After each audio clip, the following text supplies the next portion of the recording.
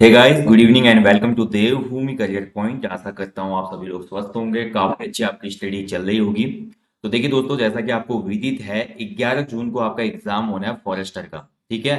तो फॉरेस्टर यानी कि वन दरोगा का एग्जाम 11 जून को निर्धारित है और मुश्किल से अब आपके पास इस एग्जाम के लिए 60 दिन बचे हुए हैं। तो इन 60 दिनों में कौन सी बुक्स का यहाँ पे रेफरेंस लेना चाहिए, कौन सी एमसीक्यूज वाली बुक आपको ट्राई करनी चाहिए, तो इन सभी बिंदुओं पे चर्चा करेंगे आज की इस वीडियो में। काफी महत्वपूर्ण वीडियो होगी दोस्तों। अच्छे से इसको आपने वॉच करना है और समझदारी से जो भी इसमें बताया जाए उसको फॉलो कीजिए। बिकॉज वन दरोगा की जो ये पोस्ट है फॉरेस्टर की, बहुत अच्छी पोस्ट है।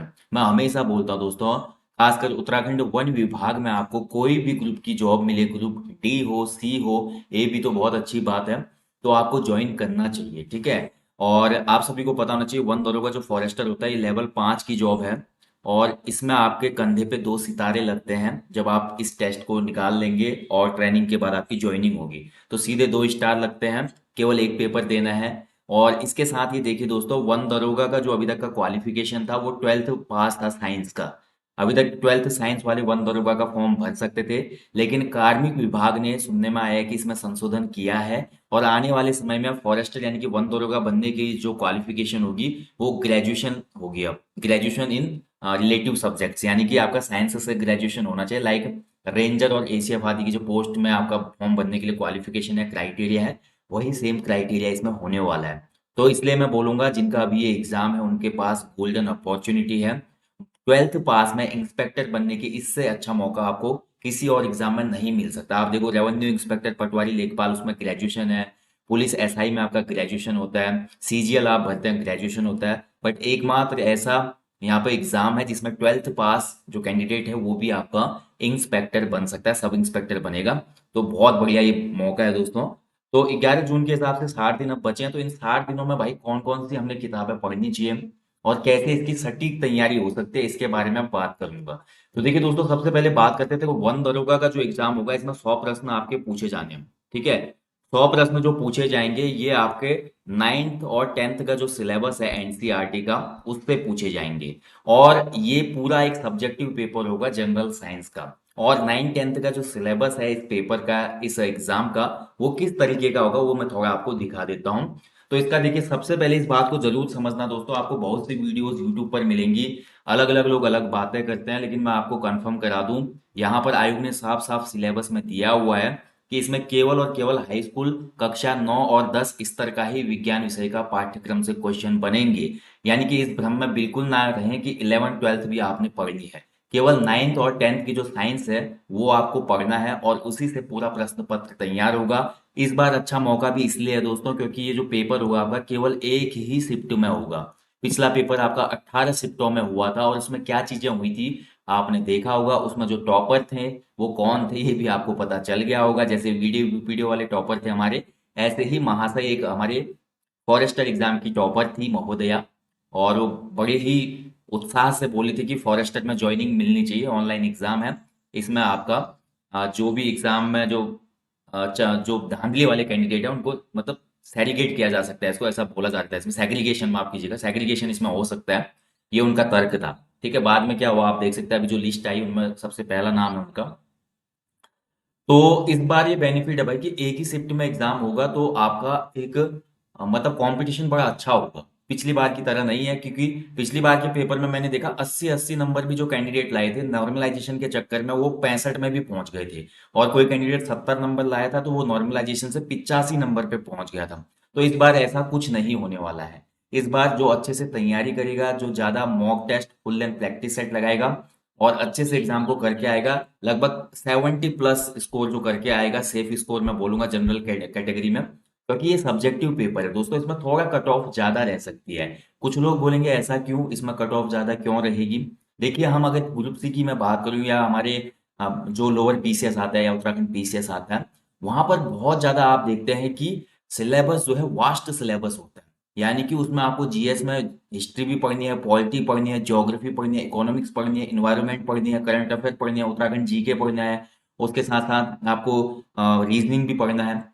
बहुत बड़ा एक चैलेंजिंग वहां पे सिलेबस होता है। बट यहाँ पर जो आपका सिलेबस है ये केवल और केवल एक वन सब्जेक्ट बेस है, सिंगल सब्जेक्ट बेस जहाँ पे होगा दोस्तों, तो वहां पर कंपटीशन हमेशा होता है कि थोड़ा ज्यादा आपको देखने को मिलेगा, ठीक है। बट अब नेचर ऑफ एग्जाम पेपर भी डिपेंड करता है कि अगर पेपर हार्ड आएगा तो कंपटीशन वैसे ही कम होगा, क्योंकि फिर कट ऑफ कम जाएगी इसकी। बट फिर भी मैं बोलूंगा कि आपको 70+ का टारगेट लेके चलना चाहिए जनरल कैंडिडेट्स को। 70+ स्कोर आपके लिए एक सेफ स्कोर होगा। अब इसमें देखिए 9th 10th में कौन कौन से सब्जेक्ट आएंगे, अभी मैं लास्ट में फिर किताबों के बारे में भी बताऊंगा कि इन 60 दिनों में कौन सी किताबों को फॉलो करके आप आसानी से इस एग्जाम को क्रैक कर सकते हैं। तो इसमें जो देखिए 9th 10th का जो सिलेबस है, किन चैप्टरों से क्वेश्चन बनेंगे। तो पहला चैप्टर इसमें फूड का है, देखिए फूड से आपके क्वेश्चन बनेंगे। इसके बाद मैं बात करता हूँ दोस्तों, अगला जो टॉपिक है ये बहुत इंपॉर्टेंट होने वाला, मटेरियल्स। मटेरियल्स में आपका नेचर एंड बिहेवियर आ जाएगा, यानी कि पदार्थ, पदार्थ की प्रकृति और व्यवहार। इसमें आपके बहुत सारे आएंगे, सॉलिड, लिक्विड, गैसेस, इनके जो भी इनकी जो भी गुण होते हैं, इनके जो भी दोष होते हैं, तो ये सभी यहाँ से क्वेश्चन आपके बनने वाले हैं। अगला पॉइंट है नेचर ऑफ मैटर, यानी कि पदार्थ की प्रकृति। तो इसमें आपका एलिमेंट्स हो गए, कंपाउंड्स हो गए, और इसके अलावा जो भी मतलब आपके कोलाइड्स हो गए, यहाँ से क्वेश्चन बनेगा। तो सभी ये चैप्टर आप देखेंगे तो आपको आसानी से 9th 10th की बुक्स में मिल जाएंगे। इसके बाद देखिए पार्टिकल, नेचर, बेसिक यूनिट्स, यहाँ एटम्स और जो मॉलिक्यूल्स हैं, यानी कि जो परमाणु हैं, अणु हैं, यहाँ से क्वेश्चन बनेगा आपका। इसके बाद मोल कॉन्सेप्ट हमने पढ़ा था, हाई स्कूल में था ये मोल कॉन्सेप्ट। तो मोल कॉन्सेप्ट से भी आपके क्वेश्चन बनेंगे इसमें। Chemical formula of common compounds का यहाँ से क्वेश्चन बनने की संभावना है। और अगला है देखिए स्ट्रक्चर ऑफ एटम, यानी कि जो एटम होता है, परमाणु होता है, उसकी संरचना से क्वेश्चन आएंगे, यानी कि इलेक्ट्रॉन, प्रोटॉन और न्यूट्रॉन, इनके आइसोटोप्स एंड आइसोबार्स जो होते हैं, दोनों आपने पढ़ने हैं, यानी कि समस्थानिक और संभारिक, ठीक है। तो देखिए बहुत मतलब ज्यादा सिलेबस कठिन नहीं है अगर आप ध्यान से देखेंगे। और साइंस में जिस स्टूडेंट की पकड़ अच्छी थी, जो अपने टाइम पे हाई स्कूल इंटर में टॉपर रहा है, अगर उसने फॉर्म भरा है तो वो आसानी से इस पेपर को करेगा। लेकिन एक मैं आपको सच्चाई बताना चाहता हूँ दोस्तों, एकेडमिक में टॉप करना और एक कॉम्पिटिटिव एग्जाम में टॉप करना, बहुत ज्यादा डिफरेंस इसके बीच में होता है। मैंने ऐसे ऐसे स्टूडेंट देखे हैं जिन्होंने 12th में 100% अचीव किया है बोर्ड एग्जाम्स में, बट इवन वो 3 4 सालों तक कोई भी आईआईटी का एग्जाम, कोई भी इंट्रेंस एग्जाम क्रैक नहीं कर पाए। Because nature of exam, nature of exam कैसा है आपका कि यहाँ पे ऑब्जेक्टिव टाइप्स ऑफ क्वेश्चन पूछे जाएंगे, जबकि आपका जो स्कूल का पेपर होता है वो आपका डिस्क्रिप्टिव मोड में होता है, यानी कि थ्योरी में होता है, ठीक है। तो ये थोड़ा अंतर होता है, इसीलिए इसमें प्रैक्टिस ज्यादा कब बढ़ती है, जब हम पूरा सिलेबस खत्म करके mock test, sectional mock test जो है चैप्टर वाइज, और साथ ही फुल लेंथ लगाएं। अब देखिए इसके बाद जो तीसरा इसमें टॉपिक है वो है the world of the living, ठीक है। इसमें organisation in the living world, यहाँ से क्वेश्चन बनेंगे, जैसे कि बायोलॉजिकल डाइवर्सिटी, ठीक है, जो भी हमारी जैव विविधता होती है, यहाँ से क्वेश्चन बनेंगे, जिसमें आपका प्लांट्स और एनिमल दोनों की जैव विविधता से क्वेश्चन आपके पूछे जाएंगे। इसके बाद देखिए जो अगला है टॉपिक वो है आपका, ये बायोलॉजी का टॉपिक है। अगला है सेल, तो सेल हमारी कोशिका, यहाँ से बेसिक यूनिट ऑफ लाइफ, यहाँ से क्वेश्चन बनेंगे आपके। Tissues, organ, organ system and organism, यहाँ से क्वेश्चन बनेंगे आपके। इसके बाद हेल्थ एंड डिजीज, यानी कि जो भी स्वास्थ्य है और जो भी बीमारियां होती हैं, यहाँ से भी आपके क्वेश्चन निकल के आएंगे, ठीक है। तो कौन सी चीज से कौन सी बीमारी होती है, वायरस, बैक्टीरिया एंड प्रोटोजोआ से कौन सी बीमारियां होती हैं ह्यूमन में, एनिमल्स में, तो ये क्वेश्चन आपके बनेंगे। इसके बाद देखिए जो चौथा इसका पार्ट है वो है आपका वेरी इंपॉर्टेंट दोस्तों, यहाँ से ज्यादा क्वेश्चन आपको देखने को मिलेंगे। मैं पहले बता रहा हूँ, फिजिक्स का ये टॉपिक है, मोशन, फोर्स एंड वर्क, यानी कि आपका गति, बल और कार्य, यहाँ से क्वेश्चन बनेंगे, जिसमें मोशन, मोशन से आपके क्वेश्चन बनेंगे, जो डिस्टेंस एंड डिस्प्लेसमेंट डिस्प्लेसमेंट होता है, वेलोसिटी हो गई आपकी, ठीक है। तो इनको आपने बड़े अच्छे से पढ़ना है, इनके जो भी फॉर्मूलाज होते हैं उनको भी आपने थोड़ा थोड़ा याद करना होगा, क्योंकि क्वेश्चन यहीं से बनते हैं। इसके बाद ये न्यूटन के लॉज और फोर्स, यानी कि बल और न्यूटन के जो लॉज हैं दोस्तों, तीनों जो लॉ होते हैं न्यूटन के, वहां से क्वेश्चन बनेंगे, जैसे कि न्यूटन का law of motion, inertia of a body, inertia and mass, ठीक है, मोमेंटम, फोर्स एंड एक्सीलरेशन, यहाँ से सब मतलब ये टॉपिक ऐसे हैं कहीं ना कहीं हमारे जेहन में आज भी जिंदा है। इसका रिवीजन करेंगे तो बहुत जल्दी इसको आप पकड़ लेंगे, क्योंकि लंबे समय से जिसने साइंस में पढ़े उसके लिए कठिन हो सकता है, बट जो लगातार साइंस के टच में है उसके लिए तो बहुत ईजी है।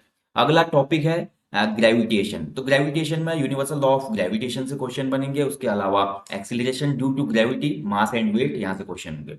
नेक्स्ट जो हमारा पॉइंट है वो है आपका फ्लोटेशन, ठीक है, ध्यान रखेंगे। तो यहाँ से आपका थ्रस्ट और प्रेशर, यानी कि दाब से क्वेश्चन बनेंगे, आर्किमिडीज का जो सिद्धांत है उससे क्वेश्चन बनेंगे आपके, और elementary idea of relative density, ठीक है। तो यहाँ से भी आपके क्वेश्चन बनने वाले हैं। अगला है देखिए वर्क, एनर्जी एंड पावर, यहाँ से भी क्वेश्चन आते हैं, खासकर इसमें से जैसे वर्क, एनर्जी और पावर से क्वेश्चन, जैसे फिजिक्स के कुछ न्यूमेरिकल बन जाते हैं, जैसे कि इलेक्ट्रिसिटी कंजप्शन का निकालना पड़ता है कि कितना वाट खर्चा हुआ। तो ये थोड़ा आपको क्वेश्चन भी करने होंगे इसमें। तो work done by a force, energy, power and kinetic and potential energy. तो देखिए काइनेटिक एंड पोटेंशियल जो स्थितिज और गतिज ऊर्जा होती है, यहाँ से क्वेश्चन बनेंगे। Law of conservation of energy, ऊर्जा संरक्षण का सिद्धांत, बहुत इंपॉर्टेंट टॉपिक, यहाँ से क्वेश्चन बनेगा। अगला है साउंड यानी कि ध्वनि, ध्वनि से क्वेश्चन किस किस प्रकार से बनेंगे। तो स्पीड ऑफ साउंड, ठीक है, नेचर ऑफ साउंड, इसके अलावा reflection of sound, echo and sonar, ठीक है। तो सोनार से क्वेश्चन बनेंगे आपके। और स्ट्रक्चर ऑफ ह्यूमन ईयर यानी कि मानव कर्ण का जो संरचना होती है, वहां से क्वेश्चन बनेंगे, ठीक है। तो सोनार भी इंपॉर्टेंट टॉपिक है, सोनार को अच्छे से पढ़िएगा। साउंड नेविगेशन एंड रेंजिंग इसको बोला जाता है। इसके बाद जो अगला टॉपिक है वो है नेचुरल रिसोर्सेज, यानी कि जो प्राकृतिक संसाधन है हमारे पास, यहाँ से क्वेश्चन बनेगा। तो इसमें पहला टॉपिक है अवर इन्वायरमेंट, जिसमें फिजिकल रिसोर्सेज जैसे कि एयर, वाटर और सोइल होते हैं, इनसे संबंधित क्वेश्चन बनेंगे। इसके बाद देखिए bio Jio chemical cycle in nature, water, oxygen, carbon and nitrogen, यहाँ से आपके क्वेश्चन बनेंगे। इसके बाद देखिए अगला जो आएगा आपका टॉपिक वो है यूनिट 1 केमिस्ट्री का, वो है केमिकल सब्सटेंसेज। तो नेचर एंड बिहेवियर इसमें आ जाएगा, जिसमें एसिड, बेस एंड साल्ट्स आ जाएंगे। दूसरा है केमिकल रिएक्शन से क्वेश्चन बनेगा आपका। उसके बाद देखिए मेटल एंड नॉन मेटल से, यानी कि धातु और अधातुओं से क्वेश्चन बनेंगे। और पीरियोडिक क्लासिफिकेशन ऑफ एलिमेंट्स, यहाँ से भी आपके क्वेश्चन निकलेंगे, जिसमें modern periodic table and gradation in properties, तो यहाँ से क्वेश्चन निकल के आने वाले, ठीक है। तो यानी कि केमिस्ट्री, बायो और फिजिक्स को यहाँ पे डिवाइड किया गया है अलग अलग टॉपिक्स में, और इन्हीं से आपके क्वेश्चन बनने हैं। केमिस्ट्री का दूसरा थीम है भाई द वर्ल्ड ऑफ लिविंग, जिसमें वर्ल्ड ऑफ लिविंग से क्वेश्चन बनेंगे, जैसे कि लाइफ प्रोसेसेस, लिविंग थिंग्स हो गया, और basic concept of nutrition, respiration, transport and excretion in plants and animals, यहाँ से क्वेश्चन बनेंगे।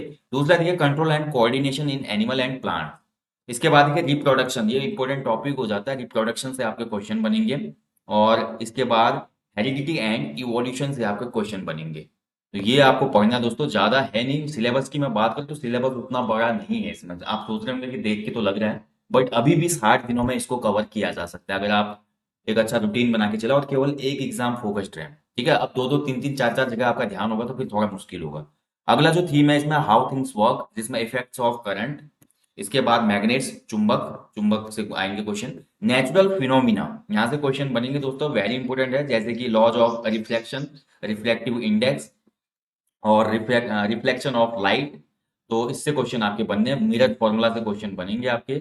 इसके अलावा नेचुरल रिसोर्सेज से अगला जो चैप्टर है conservation of natural resources, the regional environment और सोर्सेस ऑफ एनर्जी।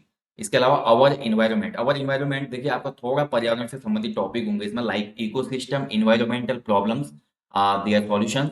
इसके अलावा बायोडिग्रेडेबल एंड नॉन बायोडिग्रेडेबल जो हमारे सब्सटेंस हैं, ओजोन डिप्लेशन है, यहाँ से आपके क्वेश्चन बनेंगे, ठीक है। तो ये टॉपिक भी काफी महत्वपूर्ण है, मेरे को लगता है कि कुछ वेटेज इस वाले टॉपिक में रहेगा, क्योंकि आज का मेन मुद्दा भी है आज के समाज का। तो ये आपके पूरा सिलेबस है भाई, पूरा डिटेल सिलेबस है। अगर आप लोगों के पास ये सिलेबस नहीं है तो मैं इसको टेलीग्राम पे सेंड कर दूंगा, आप लोग देख लेना इसको, ठीक है। तो जो भी देखिए बहुत अच्छे से तैयारी कर रहा है इस एग्जाम की, तो आप देखिए बुक्स की बात करते हैं। तो बुक्स इसमें कौन सी है भाई, देखिए देखिए दोस्तों, या तो आप देखिए 9th और 10th की जो एनसीईआरटी है, 9 10th की एनसीईआरटी, उसकी जो कंप्लीट बुक है उनको आप पढ़ सकते हैं, या उनकी जो गाइड है 9th और 10th की, आप उसको ले सकते हैं, ठीक है। बट गाइड जो होती है थोड़ा मोटी होती है, और जो बुक्स होते हैं वो भी थोड़ा देखने में मोटी लगते हैं, जिससे आपका थोड़ा कंसंट्रेट क्या होता है, कम होता है, और बहुत ज्यादा वो देखकर एक वैसा मोटिवेशन भी नहीं आता अंदर से पढ़ने का। तो सबसे अच्छा फॉर्मूला 60 दिनों के लिए मैं आपको ये बताऊंगा दोस्तों, कि आपको फॉलो करनी चाहिए 9th और 10th की जो चित्रा पब्लिकेशन की, आपने 9th और 10th में पढ़ा होगा ना, एग्जाम से पहले ही आती थी, देखा था आपने। तो मैं सबसे अच्छा सॉल्यूशन आपको ये दे रहा हूँ, कम समय में एक अच्छी तैयारी करने के लिए आप इस बुक का रेफरेंस ले सकते हैं। 9th और 10th की बिल्कुल पतली पतली सी आती है ये, ठीक है, विज्ञान की। तो इसमें सभी जो टॉपिक हैं, सभी जो आपके चैप्टर्स हैं वो कवर होते हैं। तो जितना भी सिलेबस है, उस सिलेबस में जो भी टॉपिक्स आपके 9 10th के इस चित्रा मास्टरमाइंड में है, आप इससे अच्छे से रिवीजन कर सकते हैं। इसको आप रिवीजन कीजिए, और जो टॉपिक आपको नहीं मिलते हैं उन टॉपिक्स को आप विया गूगल या आप अन्य सोर्सेज से प्राप्त करके नोट्स बना सकते हैं। इसके साथ साथ दोस्तों, इस वाली पुस्तक में जो मास्टरमाइंड होती है ना, इसमें आपको सबसे अच्छा फायदा ये होता है कि हर चैप्टर में इसमें एमसीक्यूज भी दिए होते हैं। इंपोर्टेंट जो एमसीक्यूज होते हैं चैप्टर वाइज, वो भी आपको इस बुक में मिल जाते हैं। और ये एनसीईआरटी बेस्ड होते हैं, पूरे फैक्ट इसमें एनसीईआरटी के ही होते हैं। तो ऐसा कोई भी डाउट करने वाली बात है नहीं, और कम समय में, क्योंकि ये बहुत मिनिमम साइज होता है इसका, तो आसानी से उसको कवर भी कर लेंगे आप। इसके साथ अगर मैं बोलूँ दोस्तों, कुछ लोगों का सवाल होगा कि ठीक है ये तो हमने कर लिया, तो हमने टेस्ट सीरीज के लिए कौन सी बुक प्रीफर करनी चाहिए। तो टेस्ट सीरीज के लिए देखिए, मतलब जो एमसीक्यूज के लिए है, माफ कीजिएगा, एमसीक्यूज के लिए दोस्तों मैं आपको सिंपली बोलूंगा इस किताब के साथ, यानी कि जो ये किताब है हम मास्टरमाइंड। देखिए मास्टरमाइंड, अब मैं ये बोल रहा हूँ अगर जिनका बेसिक बिल्कुल क्लियर नहीं है तो उनको रिकमेंड नहीं करूंगा मैं, लेकिन जिनका बेसिक बिल्कुल क्लियर है और एक एडवांस तैयारी करना चाहते हैं तो उनके लिए बहुत बेहतरीन ये विकल्प होगा। एंड साथ ही मैं बोलूंगा एमसीक्यूज के लिए आप कोई भी पब्लिकेशन, खासकर लूसेंट की भी जो आती है बहुत अच्छी किताब है, लूसेंट साइंस वाली, तो लूसेंट साइंस वाली किताब को भी आप लगा सकते हैं, ठीक है, इससे भी काम बन जाएगा। इसके अलावा भी अन्य बहुत से पब्लिकेशंस के आते हैं, जैसे उपकार की आती है, अरियंत की आती है। तो एमसीक्यूज प्रैक्टिस करने के लिए आप इन किताबों का रेफरेंस ले सकते हैं, यानी कि मास्टरमाइंड प्लस लूसेंट साइंस के एमसीक्यूज या अन्य कोई भी एमसीक्यूज अगर आप एक रूटीन बनाते हैं 4-5 घंटे का डेली, तो आप यकीन मानिए दोस्तों आसानी से आप वन दरोगा यानी कि फॉरेस्टर का एग्जाम क्लियर कर सकते हैं, ठीक है। तो इसी के आधार पर तैयारी करें, और बहुत ज्यादा बर्डन ना ले इसमें। देखिए जितना सिलेबस आपको दिया गया है उस सिलेबस के बेहद जो मतलब महत्वपूर्ण फैक्ट्स होते हैं या चुनिंदा जो टॉपिक के फैक्ट होते हैं, तो उन्हीं से आपके ज्यादा क्वेश्चन बनेंगे। जितना सिलेबस दिया है कि जरूरी नहीं है कि हर सिलेबस में हर पॉइंट से आपका क्वेश्चन बने, ठीक है। तो किसी किसी मतलब जो किसी किसी जो यूनिट है वहां से क्वेश्चन ज्यादा बनेंगे, किसी यूनिट से क्वेश्चन थोड़ा कम बनेंगे। तो ये थोड़ा आपको देखना होगा कि सबसे महत्वपूर्ण फैक्ट, और पिछले जो एग्जाम जिन लोगों ने दिए हैं उनको एक्सपीरियंस होगा कैसा पेपर बना था। और पेपर भाई बिल्कुल ऐसा नहीं बोलूंगा कि आसान होगा, और थोड़ा तो साइंस की लैंग्वेज में भी दिक्कत आती है, हिंदी भाषी छात्रों को थोड़ा ज्यादा दिक्कत होगी। इंग्लिश वालों के लिए तो कोई डिफिकल्टी नहीं है, क्योंकि आयोग क्या करता है कि इंग्लिश वाले क्वेश्चनों का सीधे गूगल से ट्रांसलेशन करता है हिंदी में, जिससे क्वेश्चनों की भाषा बहुत जटिल हो जाती है, ठीक है। तो हिंदी भाषी अभ्यर्थी थोड़ा ध्यान दें इस बारे में, और थोड़ा इंग्लिश में भी क्वेश्चनों को देखने की कोशिश करें, अन्यथा एग्जाम में क्वेश्चन समझ नहीं आएगा, ठीक है। बाकी दोस्तों यही था, इतना ही बोलूंगा। देखिए ये पेपर भी बहुत बड़ी एक अपॉर्चुनिटी है, क्योंकि लास्ट आपकी भर्ती है, ये लास्ट भर्ती है 12th पास में फॉरेस्टर की, इसके बाद ग्रेजुएशन होने वाला है, और इसकी पुष्टि हो ही चुकी है लगभग। कार्मिक विभाग ने अब इसकी एजुकेशनल क्वालिफिकेशन को चेंज कर दिया। तो जिनका भी एग्जाम है 316 प्लस इसमें पोस्ट हैं, तो एक बड़ी वैकेंसी है और अच्छी पोस्ट भी है। वन विभाग में जाना एक गोल्डन अपॉर्चुनिटी, सपने का साकार होने जैसा है दोस्तों। आप बहुत अच्छे से एक अच्छे डिपार्टमेंट में काम करने के साथ साथ प्रकृति के साथ भी जुड़े रहेंगे, और इससे बेहतर कुछ नहीं हो सकता, ठीक है। बाकी अन्य कोई डाउट क्वेरी हो दोस्तों आपके इस वीडियो के संदर्भ में, तो आप कमेंट बॉक्स में कमेंट कीजिएगा। थैंक यू फॉर वॉचिंग, अपना ध्यान रखिएगा। जय हिंद, जय देवभूमि।